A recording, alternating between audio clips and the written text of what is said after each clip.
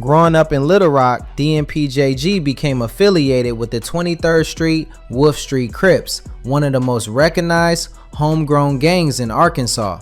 The Wolfe Street Crips traced their roots back to the 1980s when crack cocaine flooded communities across the United States, bringing a rise in gang activity and violent crime.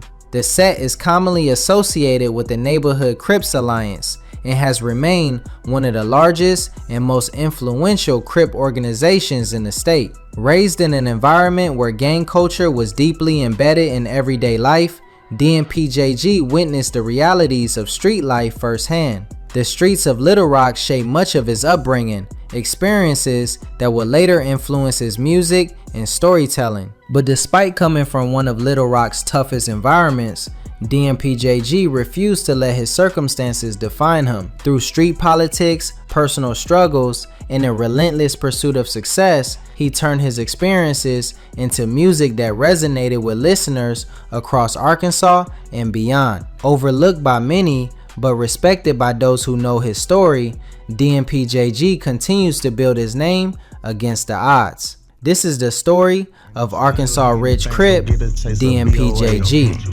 Stay jumping off shit, that's DOA. Nigga play with me, this on Crip, that's where he lay. Arkansas has never been treated as a serious market in hip-hop. When people talk about the South, the conversation almost always centers on Atlanta, Memphis, Houston, New Orleans, or more recently, St. Louis and Birmingham. Arkansas rarely comes up, and when it does, it's usually as an afterthought. Part of that comes down to simple math. The state has about 3 million people total, and Little Rock, its largest city, has fewer than 200,000 residents. There is no media infrastructure built around local hip-hop the way there is in bigger cities. No regional label machine pushing artists out to the rest of the country. No built-in industry pipeline. Anyone who wants to make it out of Arkansas has to do it the hard way, building an audience from nothing in a state that the rest of the rap world has mostly ignored. That environment has produced a small but real scene, one that outsiders rarely see.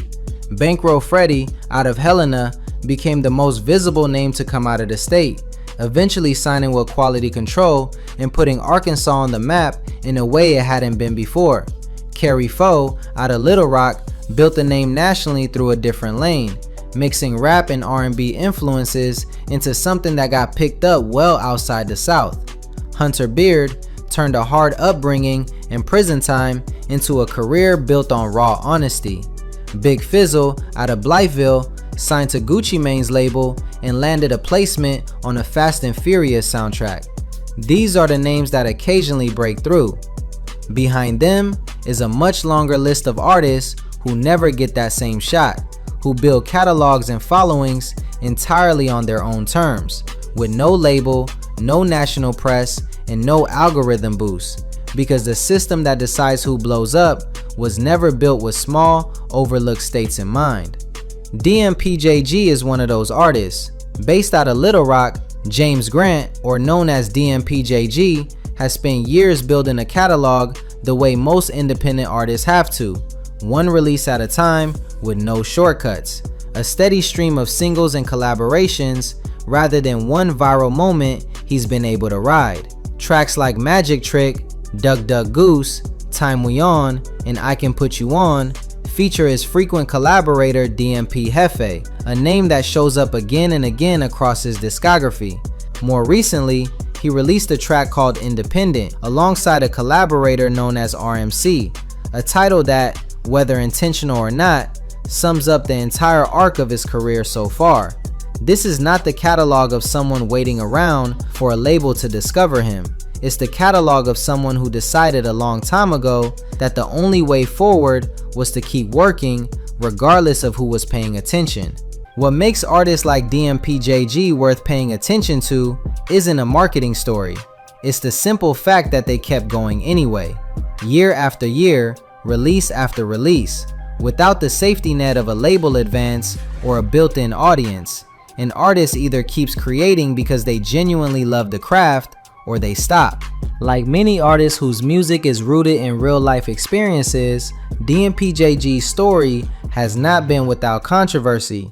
Darnell Barnes, a Little Rock native well known as a member of the local rap group DMP, died earlier this morning in a car accident near his home, friends. Sadly, tragedy had hit when one of his own, 18-year-old Darnell D. Barnes, was killed in a car accident on the morning of September 29, 2015, near his home in the Emerald Mountain neighborhood of Little Rock, Arkansas. Barnes had been a rising voice in the city's rap scene, performing under the name Darnell Bands and recording with DMP Dream Team, the group he joined just a year earlier in 2014. He and the crew had put out tracks together, including Why Not, and Barnes was just beginning to build real momentum in his career. Born on February 26, 1997, to Marcus Barnes Sr. and Rashawn Dean Barnes, Darnell grew up between the Yorkwood and Emerald Mountain neighborhoods and graduated from J.A. Fair High School. Outside of music, he spent years playing AAU basketball under his father's coaching,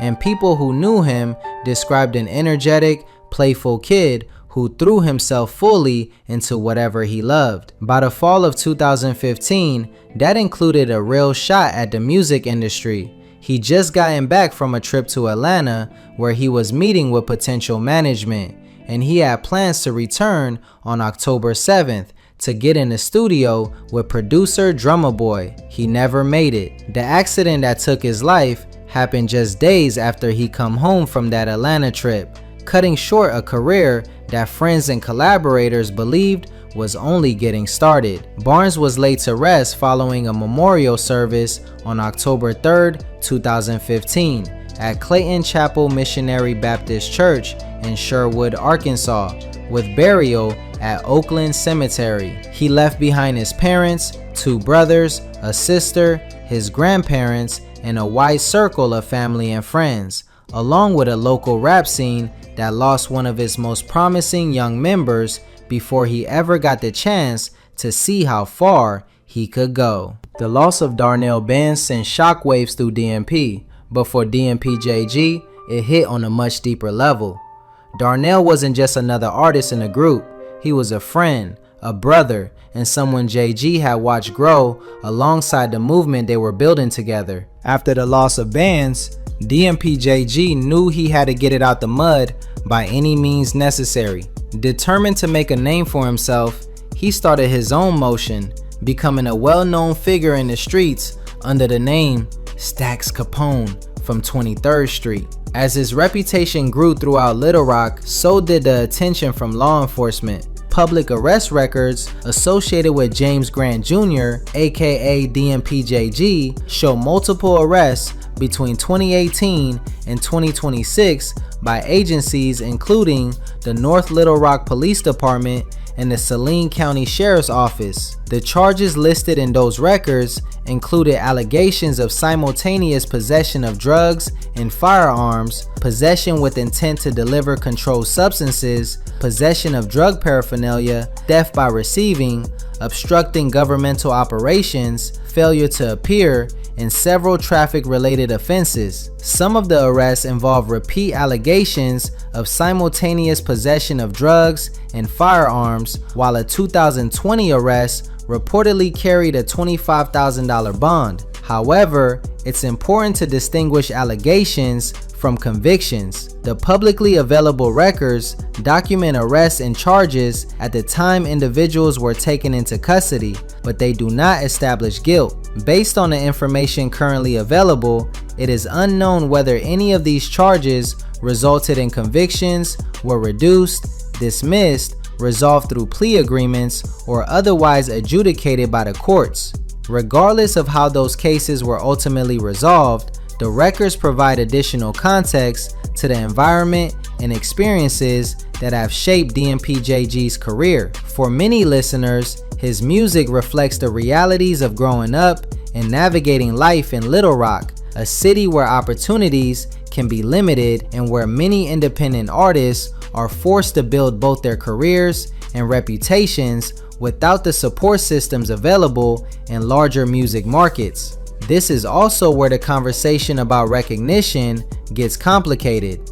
Authenticity gets thrown around as a buzzword in a lot of music writing, but in practical terms, it just means an artist's music sounds like it's actually coming from their own life and perspective, rather than from a formula built to maximize streams. Listeners can usually tell the difference, even if it takes them longer to find that artist in the first place. There's also something worth saying about what regional rap scenes contribute to hip-hop as a whole, even when they never produce a national superstar. Every region has its own slang, its own production style, its own way of structuring a verse, shaped by the specific city and circumstances the artist came up in. Little Rock scene, small as it is, has its own identity within Southern rap, distinct from Memphis, distinct from Atlanta, distinct from the Mississippi Delta scenes just across the river. Artists like DMPJG, by staying rooted in that sound rather than trying to sound like wherever the industry center of gravity currently sits, keep that regional identity alive.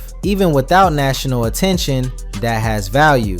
It's part of how hip-hop as a genre stays connected to actual places, instead of becoming one homogenized sound dictated by whatever's charting that month. None of this is a guarantee that wider recognition eventually comes. The music industry doesn't owe anyone a breakthrough just because they put in the time. Plenty of genuinely talented artists across every regional scene in the country never get the moment that turns years of work into a national audience.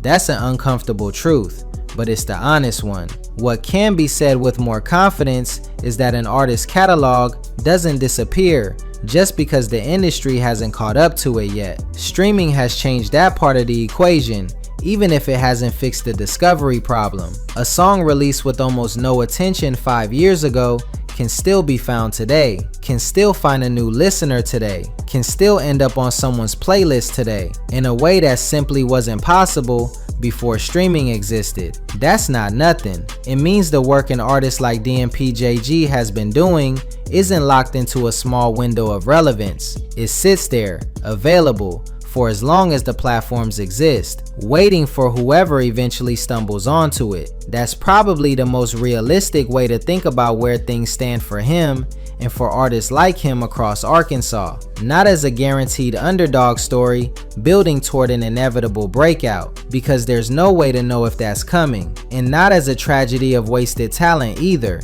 because the work itself, the actual act of building a catalog on his own terms, already has value, independent of how many people have heard it so far. It's simply an ongoing project, a discography that keeps growing one release at a time, out of a city and a state that the rest of the industry has historically overlooked, made by someone who, for whatever reason, decided a long time ago that the absence of outside attention wasn't a good enough reason to stop. Whether that changes is something only time will answer. The catalog is still being built. The collaborations with DMP Jefe, Monty Fred, Chicken P, 1100 Fats, and RMC are still stacking up. The sound is still rooted in Little Rock, rather than wherever the trends happen to be pointing this year. And the bet that staying independent and staying consistent eventually adds up to something is still an open question. The same way it is for every artist working outside the handful of cities the industry has decided matter. What's already true, regardless of how that question resolves, is that the work exists, is there to be found. And for an artist who spent this long building it without much of an audience watching, that alone is worth acknowledging. This is Arkansas Bangin', where we tell the stories, history, and street culture of Arkansas, from legendary neighborhoods and local rap scenes to untold events and real-life experiences. We cover it all. If you have a story to share, insider knowledge, or memories from your city, join our Reddit community and help keep Arkansas history alive.